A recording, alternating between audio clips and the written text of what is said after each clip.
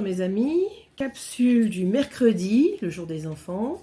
Donc travail sur la gymnastique du cerveau et quelques petits points nouveaux que je vais pouvoir vous donner, des petits exercices nouveaux pour continuer d'avancer sur la reprise du bon fonctionnement du cerveau, mais surtout pour les apprentissages. Alors, nous avons déjà vu les points positifs.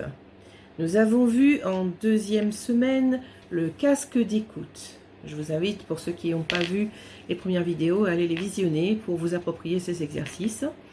Puis nous avons fait les points des hémisphères, donc qui sont sur les points initiaux et terminaux des méridiens des reins, le vide d'énergie. Aujourd'hui, je vous propose de découvrir les points en fait d'équilibre. Alors, je vais vous montrer l'exercice. Je vous invite à le faire après moi.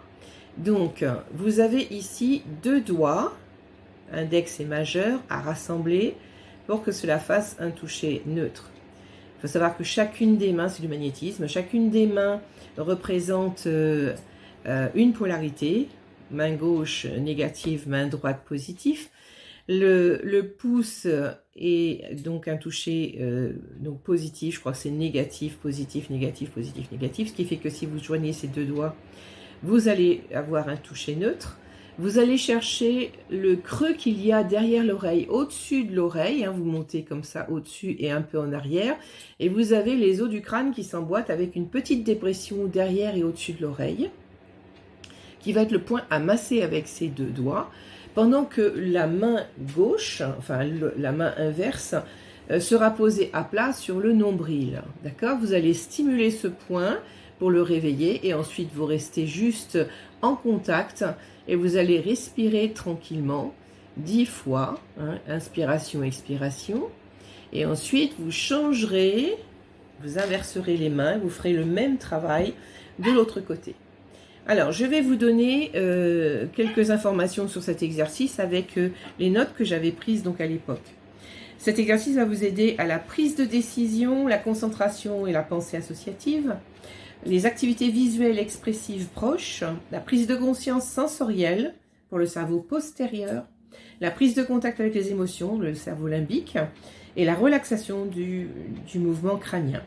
Alors, du point de vue des apprentissages scolaires ou au niveau professionnel, ça va vous aider à la lecture entre les lignes, l'orthographe, les mathématiques, la perception du point de vue de l'auteur, le jugement critique et la prise de décision, et puis la rédaction de rapports, de travail sur référence, téléphone, travail sur ordinateur. Voilà, les corrélations après avec le comportement et la posture. Ça va vous donner une sensation de bien-être, une attitude plus ouverte et réceptive.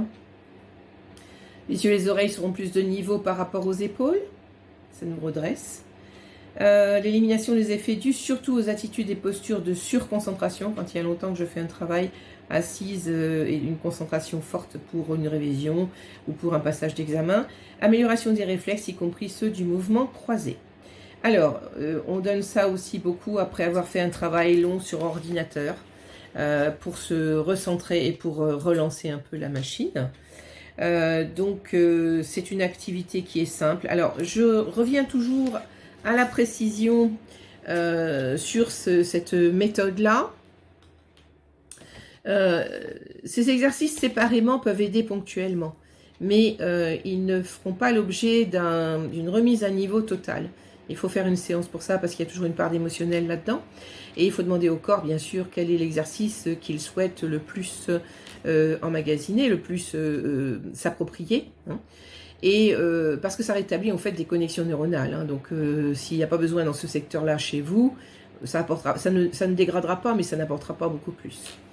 Il y a en fait tout un travail que j'avais posé autrefois avec des élèves en classe et dans des activités en fait de centre de loisirs.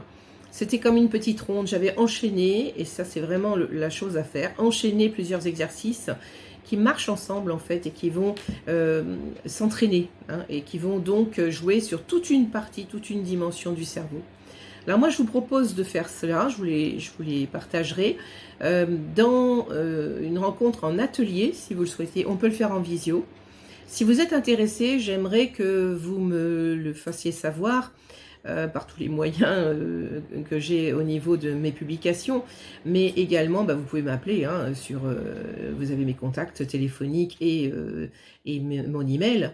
Je pourrais travailler dans ce type de méthode, donc de gymnastique du cerveau, au moins à partir de 20 personnes. Donc je vous enseignerai une espèce de petite chorégraphie qui pourra être produite régulièrement et qui servira à relancer en fait toutes les connexions neuronales, toutes les facultés d'apprentissage, surtout en période de révision d'examen ou de passage d'entretien, même un professionnel. Donc voilà, donc c'est un enroulé en fait. Il faut vraiment, c'est pas une chorégraphie esthétique, hein, c'est juste des mouvements qui vont s'enchaîner, qui vont permettre d'aller plus loin dans la réparation en fait, et dans la stimulation la plus importante au niveau des capacités d'apprentissage. Et pour les personnes d'un certain âge qui ont des pertes de mémoire, qui ont des difficultés de compréhension qui sont plus lentes, eh bien on peut maintenir le plus longtemps possible les capacités justement intellectuelles de ces personnes, la faculté de lire, de comprendre, les mouvements aussi, puisque vous verrez qu'il y a d'autres exercices qui sont plus mobiles en fait au niveau de tout le corps, sans que ce soit une gymnastique difficile pour qui que ce soit. C'est une approche qui peut convenir à des gens de 7 à 77 ans. Hein. Vous savez, il n'y a pas de limite, on adapte toujours, même pour des gens en EHPAD. Donc si vous avez des personnes âgées qui vous sont proches et que vous aimeriez aider, eh bien on pourra travailler certains petits exercices que vous pourrez leur faire faire à la limite quand vous irez les rencontrer. Voilà.